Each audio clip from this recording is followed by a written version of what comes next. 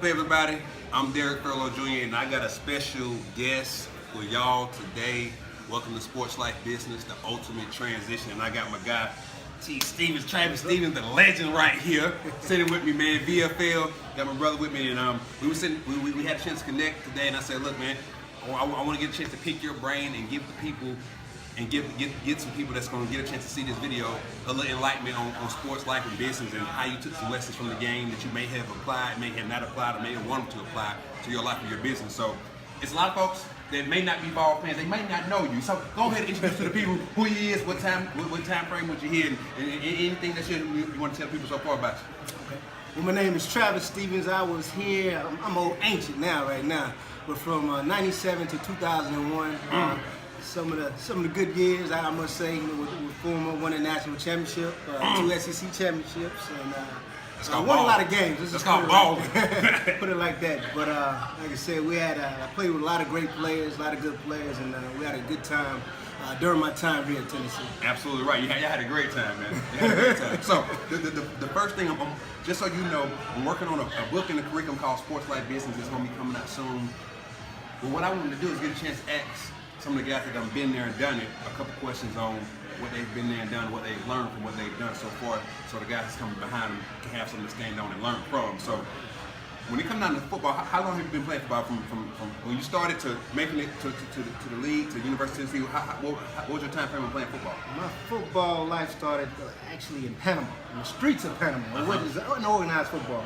But then not until I got here, until Fort Campbell, Kentucky, where I was 10 years old, we played organized football, so I can say really all my life, to tell you the truth.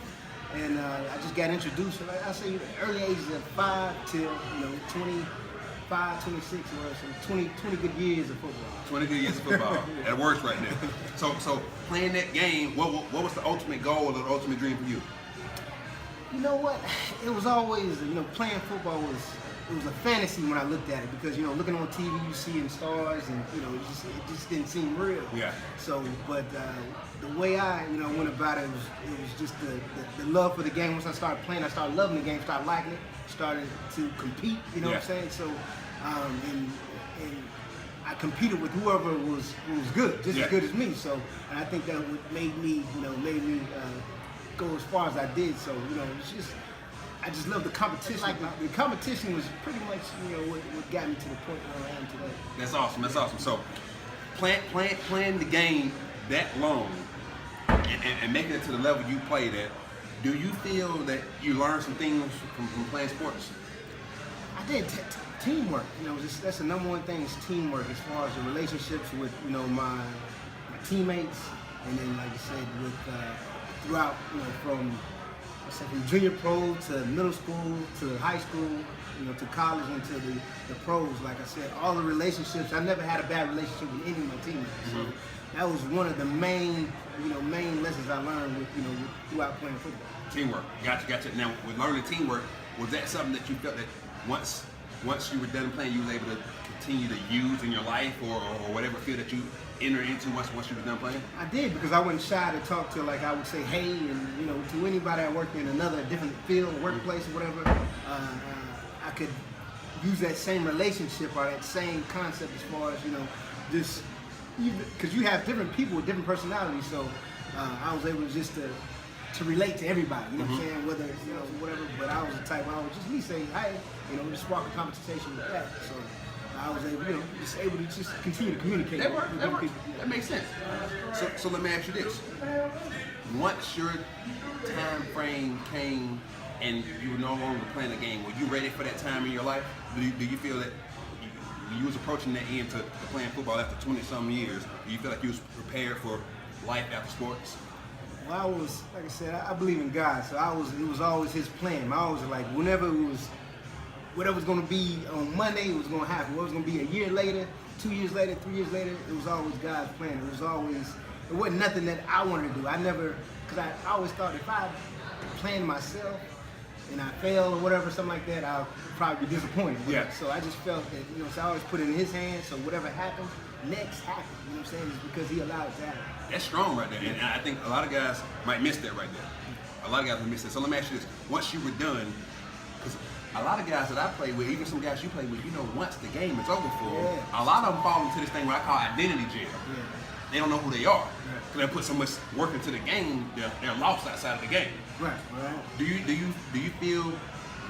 Why do you feel that happens to a lot of guys? Because maybe teammates of yours, maybe guys that you played against. Why do you feel that happens to a lot of guys? I don't know, because it's a high, football is a high profile sport. It's the #1 sport in America, and I would say the people around them allow them to, fall into it. Like if they feel like they failed them, they, what I'm saying, they ain't gonna be the same. Yeah. They're not gonna be the same. So with me personally going into it, I already prepared myself. I said, God allowed this. What I'm saying? Everything was what He allowed. So other than that, I mean, when it was my time to go, it was my time to go. You know what I'm saying? I wasn't gonna fight it. You know what I'm saying? So that was my concept of it. But like I said, with others, like I said, they might deal with the pressures of their family, friends, cousins, whatever it is. So.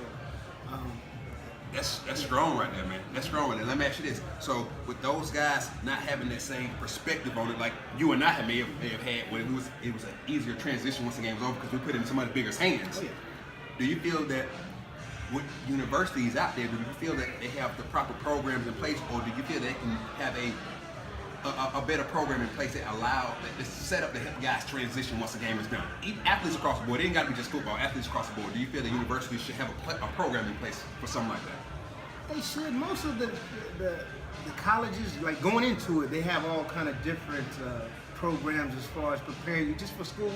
For life after football or something else. Just another, and I wouldn't say plan B, but just another angle. You know what I'm saying? Because like I said, football it don't work for everybody. Everybody can't go to the pros. Everybody can't go to college. Everybody don't finish high school. So it's like it's going to be a stopping point at some point. But I just feel that most of these universities that here I can speak for Tennessee, they kind of prepared you. They gave me all the tools that I need as far as to do whatever I wanted to do. So other than that, like I said, it's on that individual person to take advantage of that. That's the part right there. So let me ask you this: when it comes down to some of us get it and we take advantage of it on the front end.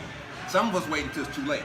What do you feel is an appropriate age or time frame to start, or do you feel that's a high school issue, or is it the coaches, or what do you feel you got to start ingraining these young guys? Look, man, you're going to go to that next level, but that next level could be it. What are you doing right now and learn from it so it can be applied to you once this thing is over? Like, what do you feel that should start? Because I think most guys miss it. I mean, it should start early, I believe, but it's like everybody, like I said, especially coming into college, you got people from Alabama, from California, from Louisiana coming to one place, you know what I'm saying? And they grew up a different way, you know what I'm saying? So like with me, I did have both my parents, you know what I'm saying? So some people didn't have that both their parents. So sometimes it's kind of hard to judge that because say if they grew up a certain way coming out of high school, as soon as they get to college, they might try to teach all that stuff, but the guys might not just get it. You know what I'm saying? 'Cause I've seen that happen here. You know what I'm saying? Guys just didn't want to hear it. You know what I'm saying? So, like, if there's camps now, which I didn't have camps back then, like camps, they should go ahead and start it in these little camps where most of these little kids are looking up to these, these NFL players, college players, or whatever.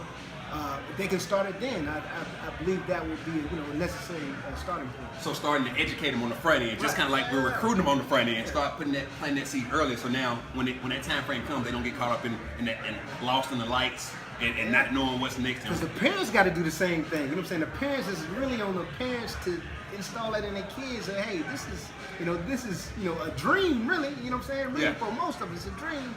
And it's a low percentage of kids that make it to, a professional level. You know what I'm saying? So other than that, if the parents can kind of guide them in the same way, either the parents or it could be a cut, because everybody don't have their parents. Yes, so sir. They might have their grandmama and maybe their brother, their sister to raise them, whoever. You know what I'm saying? But it got to be a positive influence. You know what I'm saying? So I always follow the positive influences. So I would advise that most of it, because everybody knows what's right and wrong. So if somebody in their early life can a positive influence can install that in them, I think like I said that it should happen then. You know what I'm saying? Gotta happen then. Gotta happen then. That makes sense. So as we get ready to wrap this thing on up, if you was coming out, if there was a book that you could read that could have some things that you could learn or that would have prepared you for for life after the game, or just some insights, some things that you maybe take from sports that you can apply in life after the game. That was a book that was put together.